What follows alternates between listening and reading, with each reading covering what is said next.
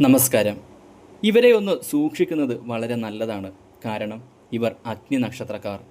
ജ്യോതിഷത്തിൽ 27 നക്ഷത്രക്കാർക്കും ചില പൊതു സ്വഭാവങ്ങൾ പറയപ്പെടുന്നുണ്ട്.